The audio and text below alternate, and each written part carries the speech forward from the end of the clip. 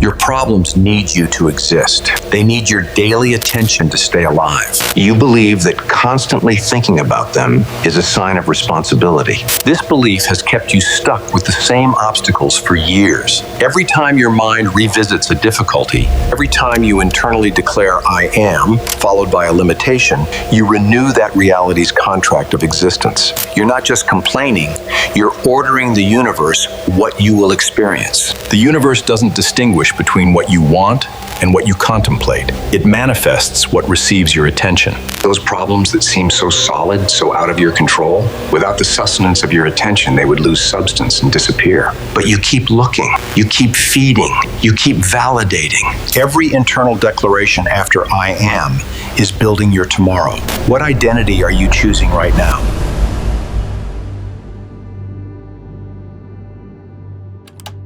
Most people believe that constantly thinking about problems is a sign of responsibility.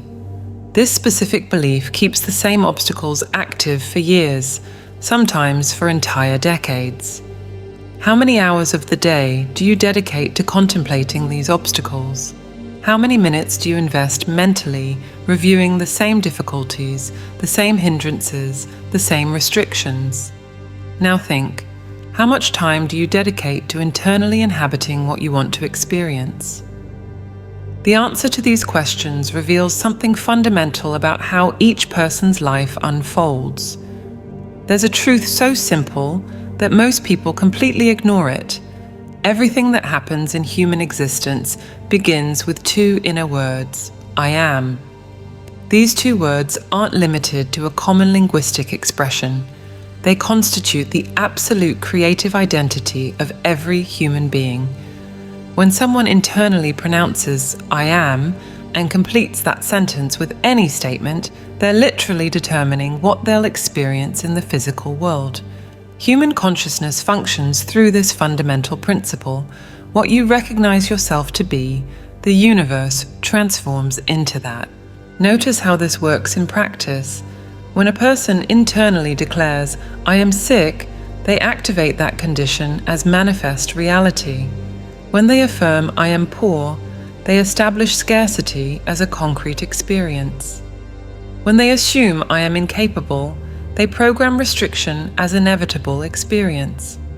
Every declaration after "I am" becomes a creative order that the universe executes with absolute precision. The truth is that there's no external power controlling events. There's no distant God deciding destinies. There's no mysterious force distributing blessings or curses. Each individual's "I am" constitutes the only creative power operating in their experience. This understanding annihilates millennia of religious teachings that placed humanity in a position of supplication and dependence. The mechanics of this creation operate through conscious attention. While mental focus remains fixed on obstacles, the mind identifies with them and keeps them active in experience. The person who spends the day contemplating their difficulties is actually constantly renewing the contract of existence for those obstacles. Every time they mentally revisit a barrier, they reaffirm, "I am this." But something extraordinary happens when you decide to interrupt this process. When someone deliberately chooses to withdraw all attention from what restricts them, when they stop feeding the narrative of suffering or difficulty, the inner being returns to its natural state. And what is this natural state? It's the unlimited and free condition that always existed before any restrictive identification. What's been discovered through this profound understanding is that no circumstance has independent power. An illness has no strength of its own. It exists because someone keeps the declaration, "I am sick," alive. Poverty has no autonomous reality. It persists because someone internally sustains, "I am poor." Problematic relationships don't have their own life. They continue because someone feeds, "I am rejected," or "I am misunderstood." This revelation completely undoes the ingrained idea that we're powerless victims of circumstances. For centuries, humanity believed that external forces determined the course of life. Religions taught that you had to beg deities. Philosophies suggested that destiny was written in the stars. Materialistic science insisted that everything depended on measurable external factors. The falsity of these beliefs becomes evident when you understand the real mechanism of creation. By ceasing to identify with barriers, each person awakens to their true creative nature. The power was always in the internal recognition, in the silent acceptance that follows, "I am." When someone deeply understands this, they realize they've carried throughout their entire life the key to any transformation. The human psyche doesn't need to fight against obstacles. It doesn't need to defeat them or overcome them.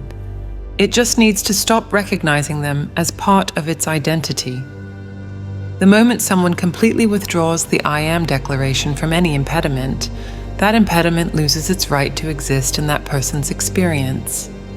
What this reveals is devastating to conventional beliefs. All suffering, all scarcity, all illness, all failure, absolutely everything that seems undesirable, exists solely because it receives the approval seal of the individual I am. Without this internal recognition, no restrictive condition can sustain itself. It simply dissolves, loses substance, and disappears from the field of experience when mental sustenance is removed. Understanding this fundamental dynamic opens the door to an even deeper question. If obstacles depend entirely on conscious attention to exist, what happens when that attention is completely withdrawn? The answer to this reveals the next secret about the nature of human reality. The obstacles in a person's life function like parasitic plants. They need a host to survive. Without constant nutrition, without the vital sap of human attention, they wither and die. No problem can maintain itself alone. It depends completely on someone who feeds it through repetitive thought. Consider how you keep a difficulty alive. You wake up in the morning, and the first thing you do is check if it's still present. During coffee, you remember the details of what's wrong. On the way to work, you analyze all the ramifications of the obstacle. You talk about it with acquaintances. You research solutions on the internet. Before sleeping, you mentally take stock of how that situation affected your day. And then you wonder why nothing changes. The answer is in the question itself. Nothing changes because the maintenance process was never interrupted. Every time the mind revisits the same territory, it reaffirms its existence. It's impossible to eliminate something that you constantly validate through mental observation. The act of thinking about a difficulty is the act of renewing it. The external world has no reality independent of internal perception. It functions as an absolute mirror that only reflects what the mind accepts as true. If attention is fixed on difficulties, the mirror shows difficulties. If mental focus inhabits scarcity, the reflection is scarcity. There's no exception to this fundamental law. People often confuse worry with a solution. They believe that thinking obsessively about an obstacle is a way to solve it. But the opposite is true. The more mental energy you dedicate to an obstacle, the more substantial it becomes. It's like trying to put out a fire by throwing gasoline on it. The intensity only increases. Withdrawing attention from an obstacle doesn't mean pretending it doesn't exist. It's not denial or escape. It's understanding that its existence depends entirely on the mental recognition it receives. When you consciously decide to direct your inner gaze elsewhere, you're cutting the umbilical cord that keeps that situation alive.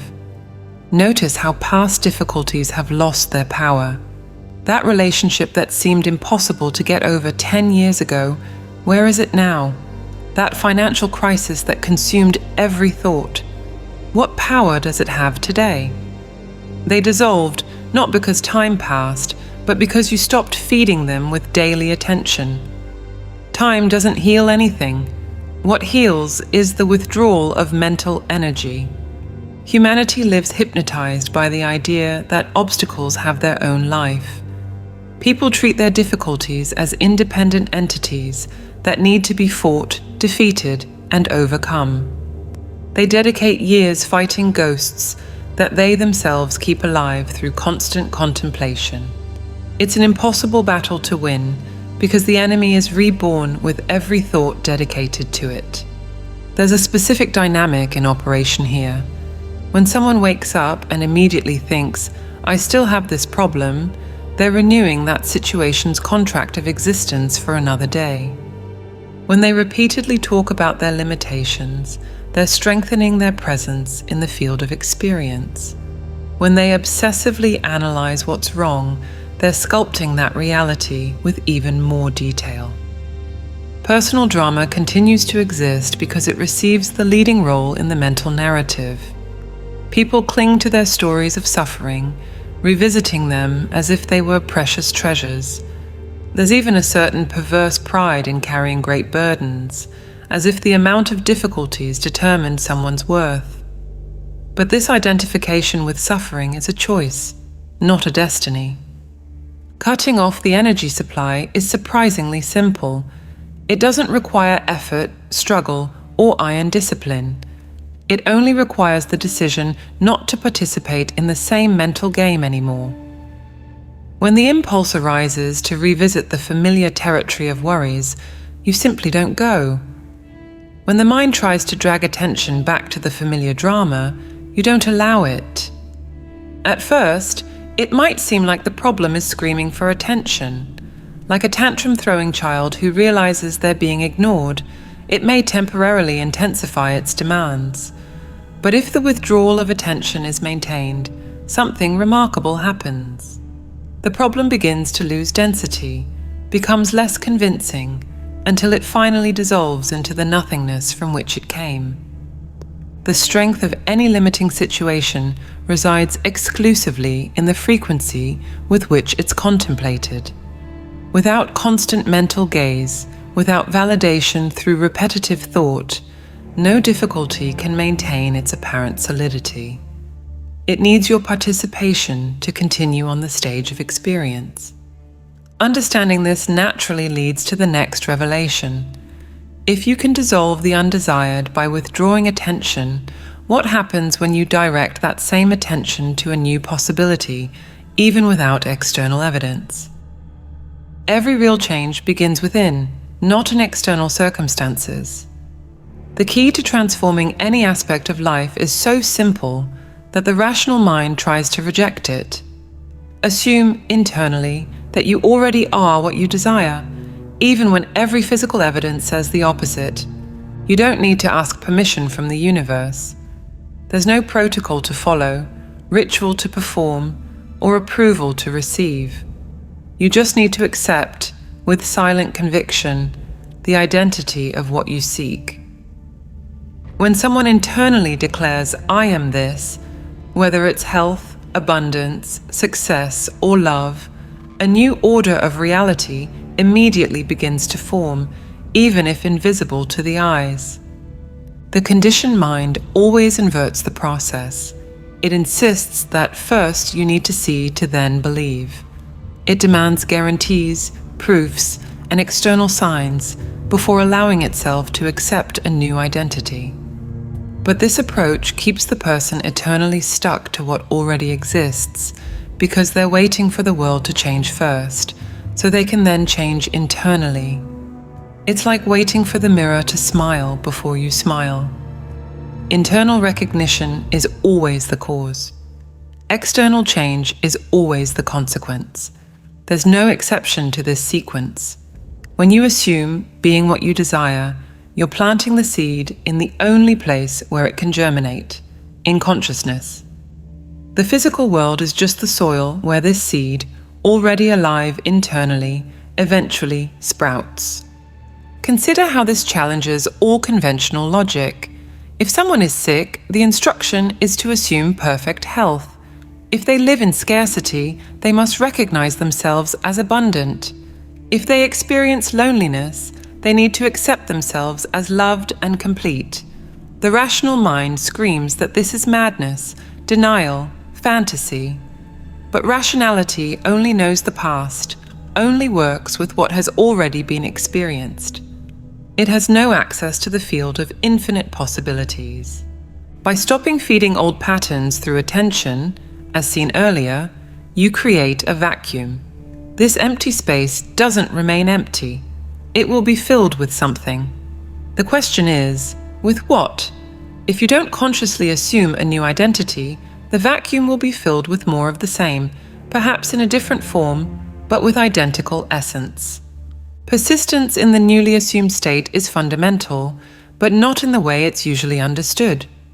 It's not repeating empty affirmations 1,000 times. It's not trying to convince yourself of something through force. It's a quiet acceptance, a silent certainty that doesn't need to justify itself.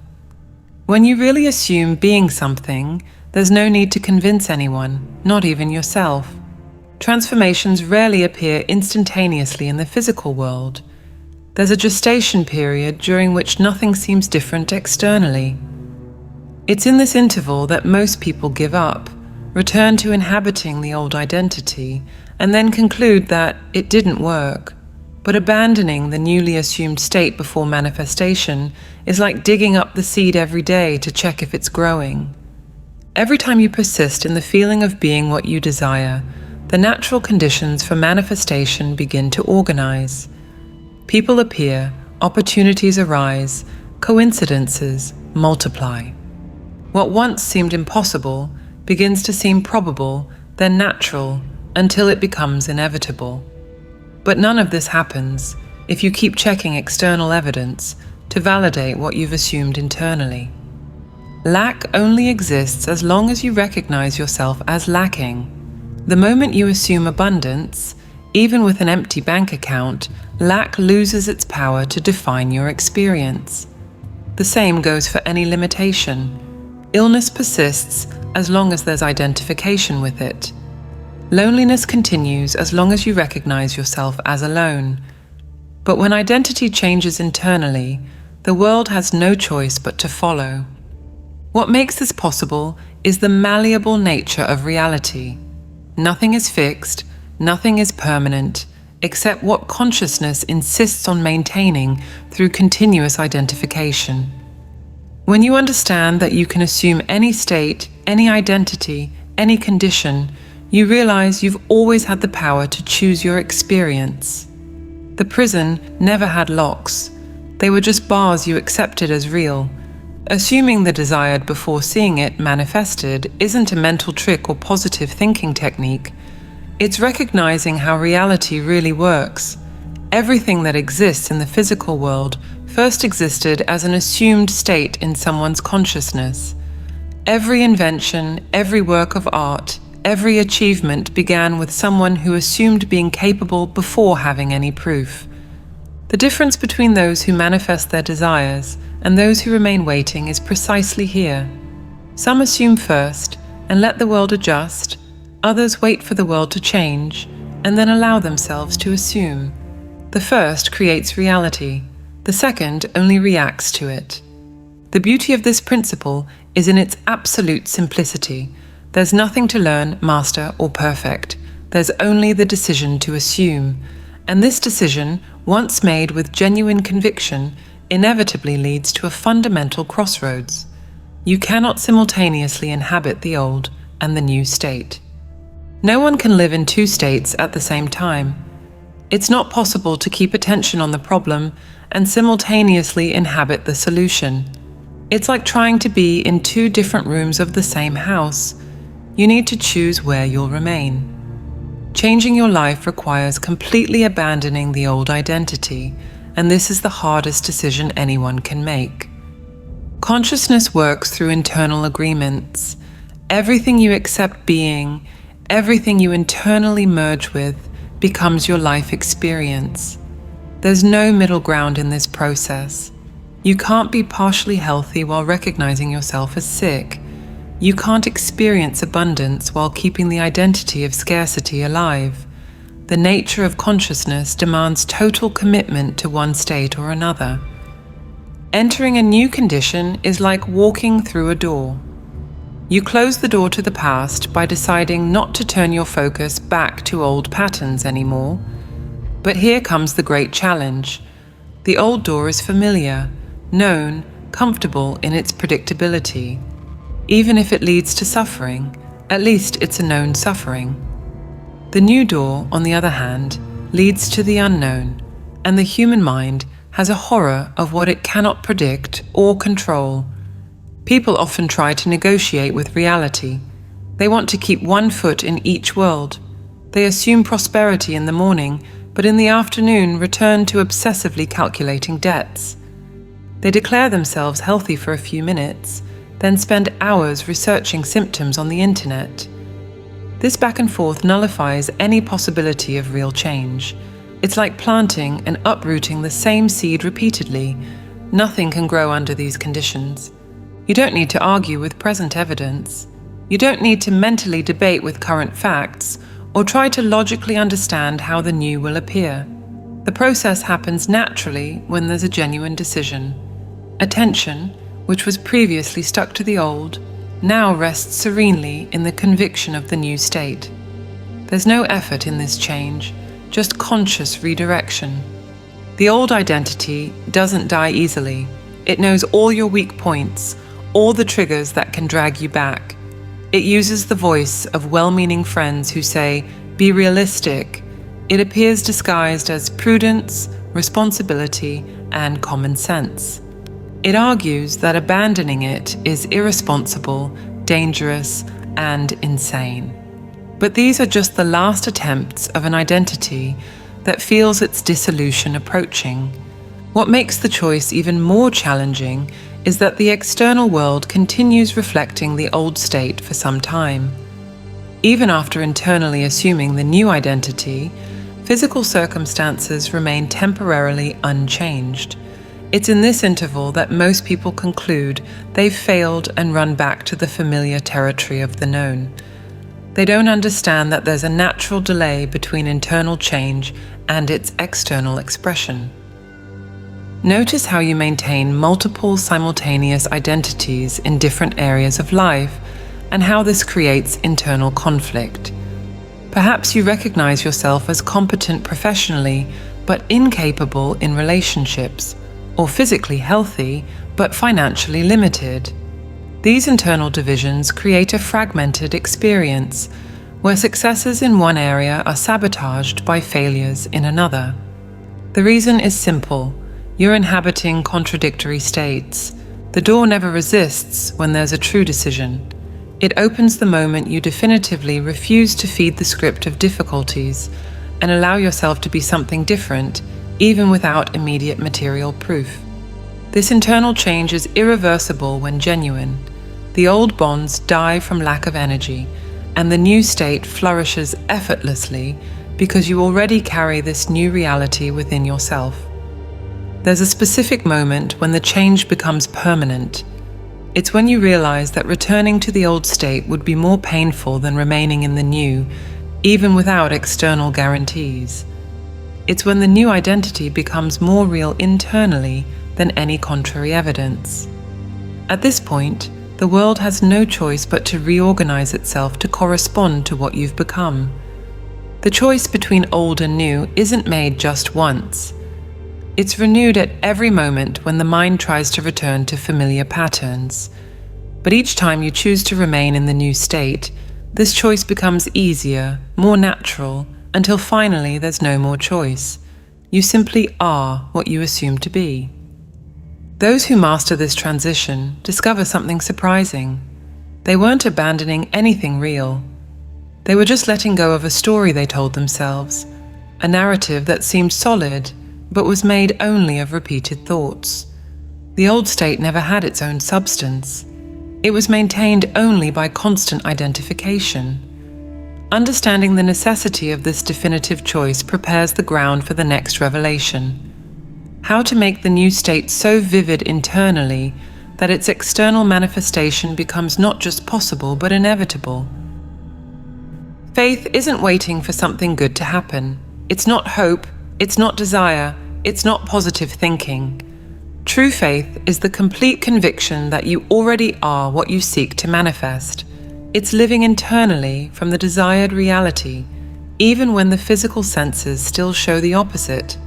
This is the fundamental distinction that separates those who transform their lives from those who remain eternally waiting. When you give thanks for what hasn't yet appeared physically, you're exercising genuine faith, but it's not gratitude directed at some external force. It's the recognition that it already exists in you, it's already part of your identity, it's already been accepted as reality in the only dimension where everything begins, consciousness. Giving thanks before seeing is recognizing that creation is already complete internally. The union with the desire needs to be total. It's not enough to think about what you want or occasionally visualize. You need to completely merge with the desired state until the old identity of limitation simply disappears. When you become one with what you seek, there's no more seeking. There's only the serene recognition of what already is. Only what is felt and assumed internally can express itself in life. This is a law without exceptions. People waste years in external prayers, elaborate requests, dramatic supplications, without understanding that none of this has effect if there's no internal fusion with the desired. You can beg for health while feeling sick, and nothing will change. You can ask for abundance while recognizing yourself as lacking, and the lack will persist.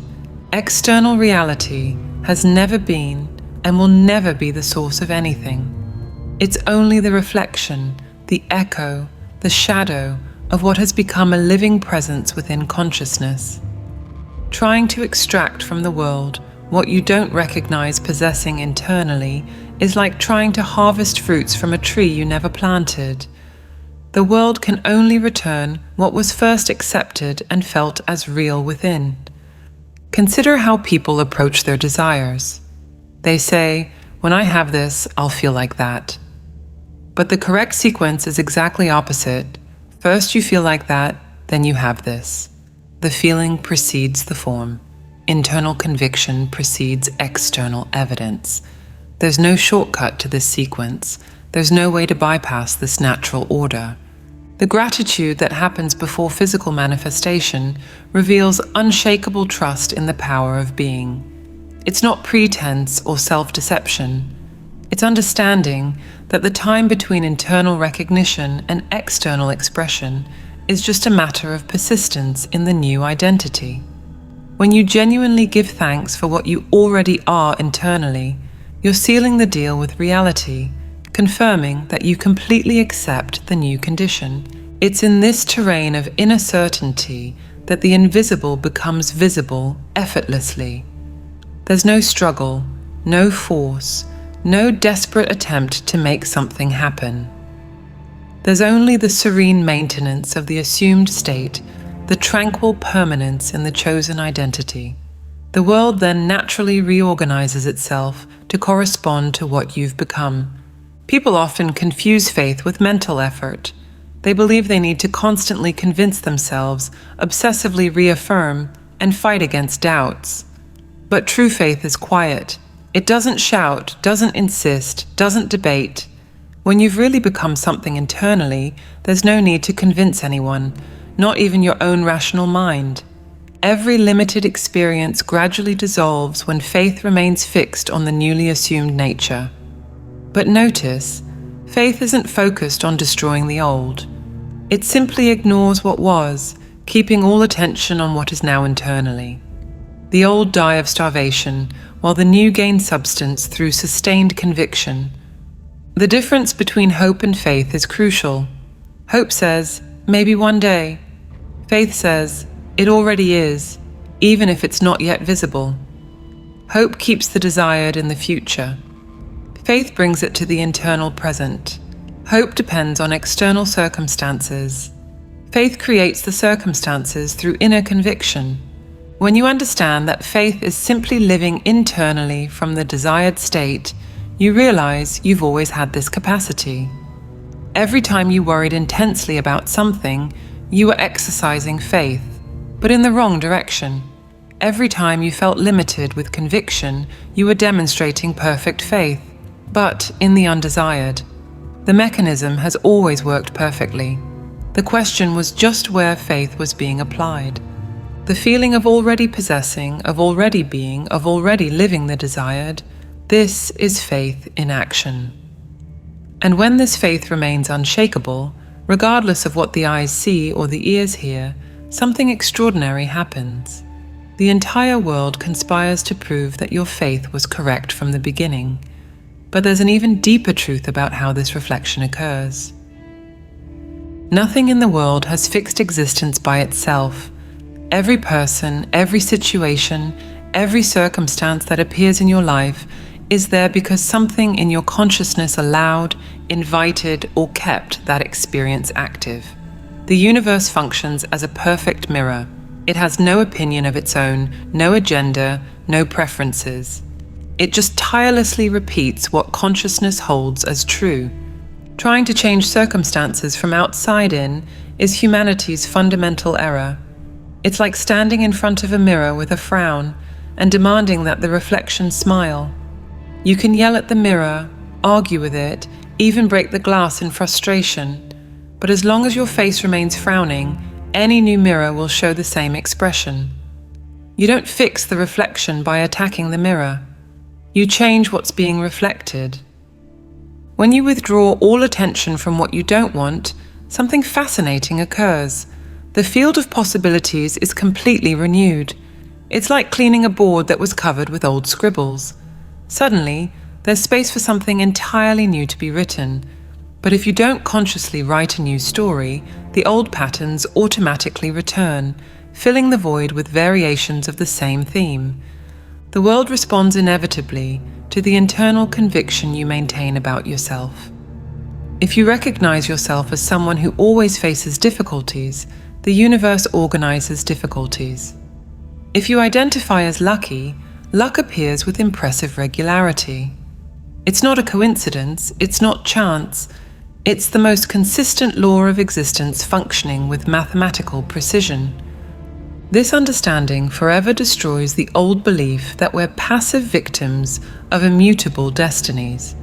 For millennia, humanity believed it was at the mercy of forces beyond its control. Capricious gods, distant stars, inherited genes, and social circumstances. But all of this is an illusion. Each person is now returned to the place of conscious creator of their own experience. Notice how different people experience completely distinct realities, even while sharing the same physical environment. Two siblings raised in the same house, with the same parents, the same opportunities. One thrives, another constantly struggles.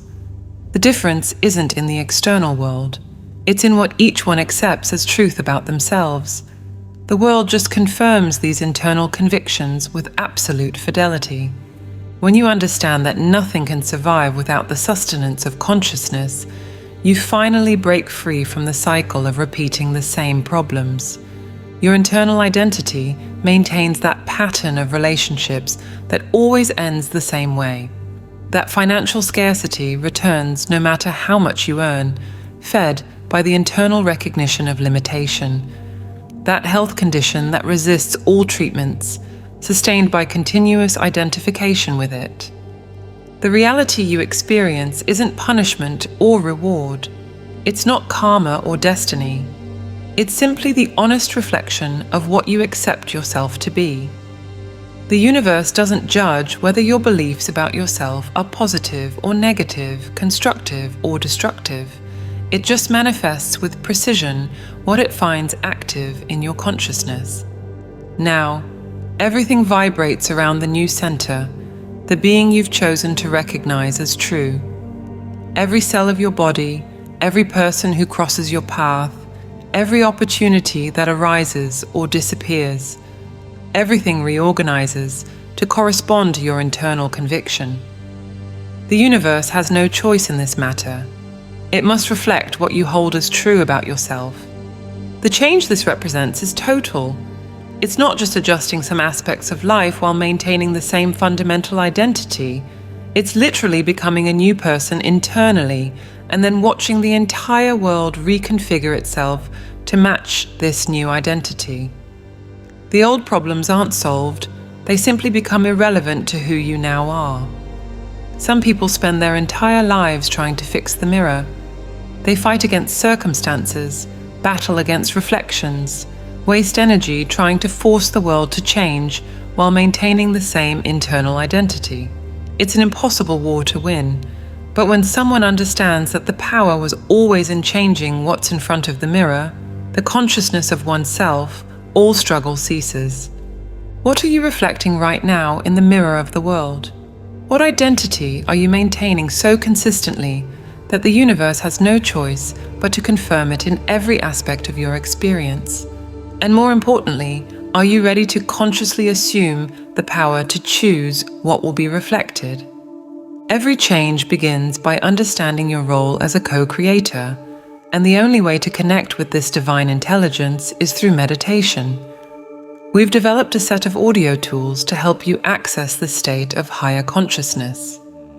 To learn more and get immediate access, click the link on the screen or in the comments. If this video resonated with you, write in the comments, "It made sense to me,"